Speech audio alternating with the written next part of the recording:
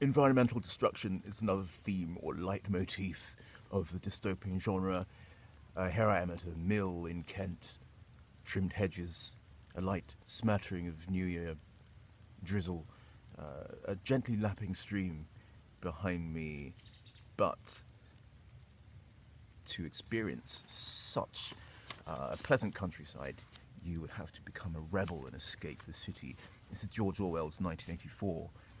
Vistas of rotting 19th century houses, bomb-damaged cities, the electric current cut off during the day, all themes of environmental destruction.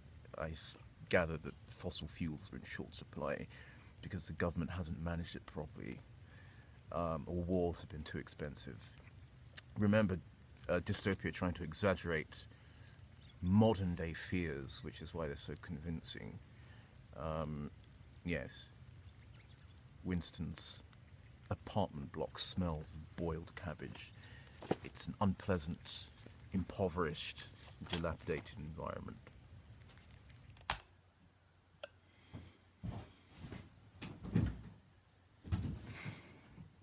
Another leitmotif of the dystopian genre is interrogation. Now, totalitarian governments control their people by terror and fear. It's the fear of being rounded up by the police. It's the fear of being tortured. It's the fear of violence being done to you if you say the wrong things or do the wrong things or even think the wrong things. In George Orwell's 1984, which you'll study, the protagonist, Winston, is sent to room 101 to confront his worst fear. It's part of an interrogation tactic by the government there, the regime. Also, the books behind me would not be permissible because in the culture of restricted ideas, you are only really allowed to have a narrow field of interest. Any entertainment is provided by the state. Also, spectacles. In a neat piece of symbolism, George Orwell gives the intellectuals, the rebels, specs. So look out for any references to glasses. That's a homage, in my opinion, to Leon Trotsky, who was executed by Joseph Stalin's communist regime, violent communist regime, for being outspoken.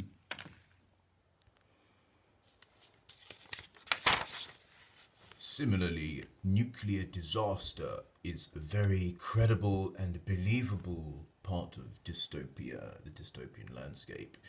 1984 by George Orwell was written in 1948. You may have spotted that 48 reversed is 84.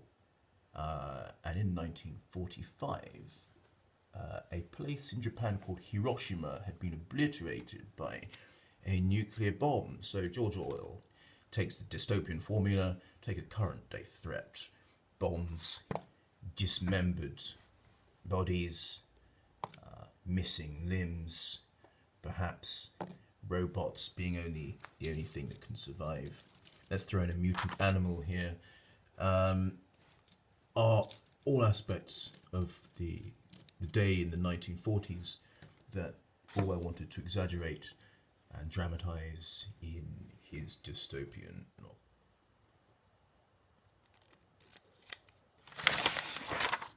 Government control. Well, the government is successful if everybody cooperates and believes in what the government's doing, doesn't challenge it, and if they do challenge it, then they are subject to physical violence at the hand of some stormtroopers here. Let's call these the thought police eventually. It's the first time I've taken out my Lego for about 2 years. All the best pieces are gone, but we still have some secret police, or thought police, in George Orwell's 1984. They're actually based on Hitler's SS, the Sturmstaffel, and Stalin's KGB, I think it's called, who kept people in fear of being disappeared. George Orwell also wrote a book called Animal Farm, in which a pig called Napoleon employs some dangerous dogs, if you could believe that would happen, to enforce his regime. Anyone who challenges him is hounded out, literally hounded out of the farm. Meanwhile, the donkeys and the horses form a sort of underclass of persecuted people or animals.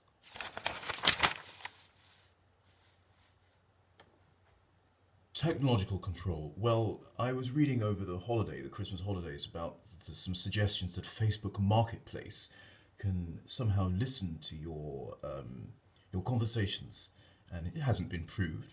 But if they could, this would be an example of technology being used to influence people.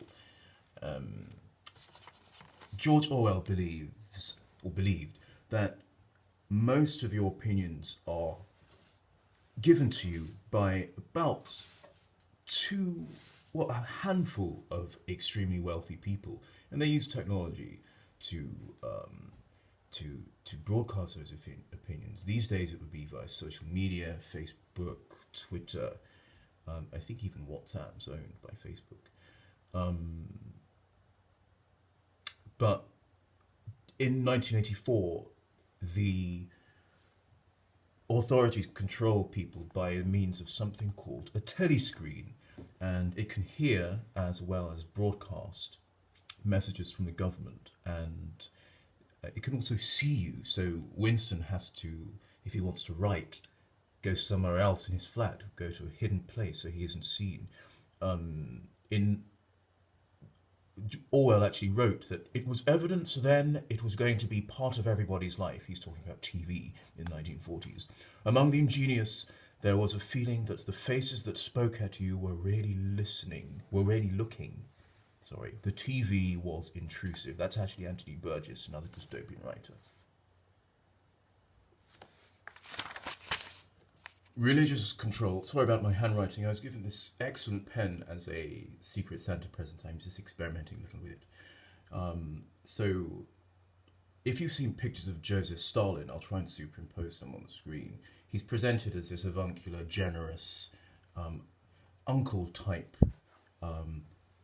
jovial, kind character, when really he was responsible for the purges, which was the disappearing and torture, execution of people that didn't believe in his communist government. So George Orwell exaggerates this in 1984, where Big Brother is basically a god. He's worshipped every day as a sort of replacement Eucharist, and any words like hope or faith are framed in terms of being faithful towards the government.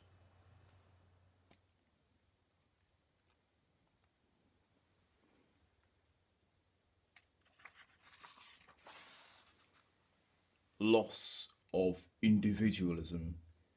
If you're an individual, you have no place in dystopia. Big Brother needs you to cooperate. The government wants you to be obedient. Rebels are dangerous. They either live in exile or worse, they're killed.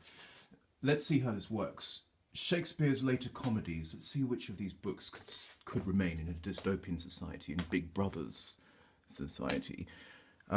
Shakespeare would be edited, so let's keep this, but change the language a little. So remember, the bigger the vocabulary a society has, the more ideas are able to circulate. So we want a simple, pared-down language. There it is. Will Self, too many big words, so he can go. Most dystopian novels use a sort of language. It's in Orwell's 1984, it's called Newspeak. Nasdaq, I think, in A Clockwork Orange, but the word Nazi actually uses something similar. It's a simplified form of language combining two words together. Miss Chillingworth has taught you about portmanteau words in Alice in Wonderland. This book is called The Outsider. Well, as I say, we don't want outsiders in a dystopian society, so that can go. This is a thriller. Well, this might give people bad ideas. It might excite them too much. It might turn people into rebels. Ripley Underground can go. We don't want any thrills unless it's government-sponsored thrills, I should say. This is a book called The Magician's Nephew, as part of the Lion, the Witch and the Wardrobe series. Well, that's a religious allegory, and we know that we want to control religion in a dystopian novel. So Narnia and anything to do with that has to go. So Aslan, that metaphor for God, has to go. Big Brother is God. Howard's End, well, this is about a country house, and we don't want people dreaming about the country. We want them working hard in cities. The power and the glory, religion, nope, we want Big Brother as the only religion, the only focus of people's reverence and faith. What's this? This is about plays. Well, you get the idea. We have stripped all of that intellect away. There aren't any books in 1984 apart from state-sponsored books. What we're left with is an edited version of Shakespeare, because individuals lose their individualism.